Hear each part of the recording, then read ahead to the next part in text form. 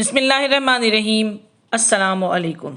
आपके बच्चे भले आपसे पूछें या ना पूछें, लेकिन आप इन्हें ज़रूर बताया कीजिए कि हम फ़लस्तीन से इसलिए मोहब्बत करते हैं कि ये फ़लस्तीन अंबिया अलैहिस्सलाम का मस्कन और सरज़मीन रही है। हज़रत इब्राहीम अलैहिस्सलाम ने फ़लस्तीन की तरफ हिजरत फरमाई। अल्लाह तबारक व तआला ने हज़रत लूत अलैहिस्सलाम को इस अज़ाब से निजात दी जो इनकी कौम पर इसी जगह नाज़िल हुआ था। हज़रत दाऊद अलैहिस्सलाम ने इसी सरज़मीन पर सकूनत रखी और यहीं अपना महराब भी बनवाया। हज़रत सुलेमान अलैहिस्सलाम इस मुल्क में बैठकर सारी दुनिया पर हुकूमत फरमाया करते थे।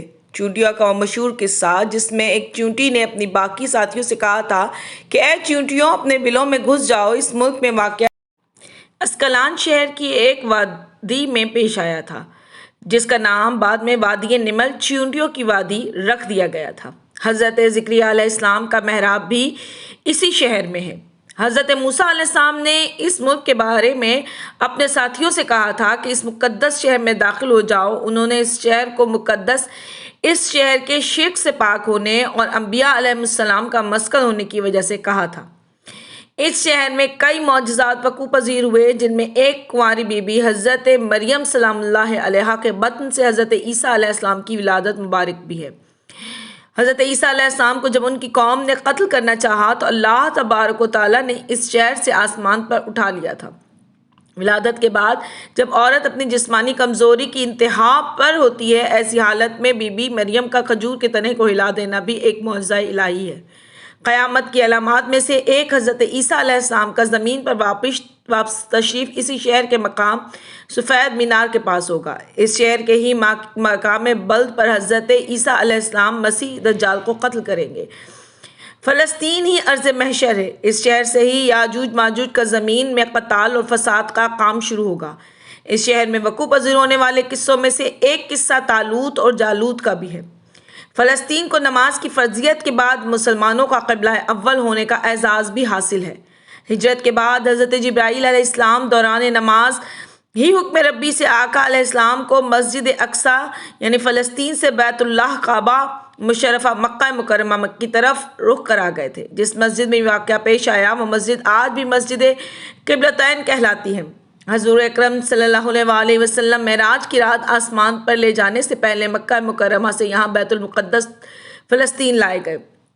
सरकार दो आलम सल्लल्लाहु अलैहि वसल्लम की इक़्तिदा में अंबिया अलैहिस्सलाम ने यहाँ नमाज अदा फरमाई। इस तरह फ़लस्तीन एक बार फिर सारे अंबिया का मस्कन बन गया। अबू ज़र ग़फ़ारी कहते हैं कि मैंने रसूल अकरम सल्लल्लाहु अलैहि वसल्लम से अर्ज़ किया कि ज़मीन पर सबसे पहली मस्जिद कौन सी बनाई गई, तो आपने फरमाया मस्जिदुल हराम। मैंने अर्ज़ किया कि फिर कौन सी मस्जिद बनाएगी, आपने फरमाया मस्जिदुल अक्सा यानी बैतुल मुक़द्दस। मैंने फिर अर्ज़ किया इन दोनों के दरमियान कितना फ़ासला, आपने फरमाया 40 बरस का, और तू जहाँ भी नमाज का वक्त पाले वहीं नमाज अदा कर ले, बस वो मस्जिद है। बैतुल मुक़द्दस का नाम कुछ कुरान से पहले तक हुआ करता था। कुरान नाज़िल हुआ तो इसका नाम मस्जिद अक्सा रखा गया। कुछ इस शहर की तक़दीस की वजह से है जो इसे दूसरे शहरों से मुमताज़ करती है।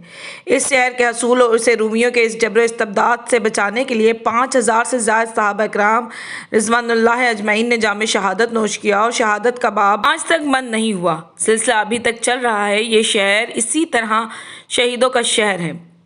मस्जिद अक्सा और बिलाद शाम की अहमियत बिल्कुल हरमैन शरफ़ैन जैसी है।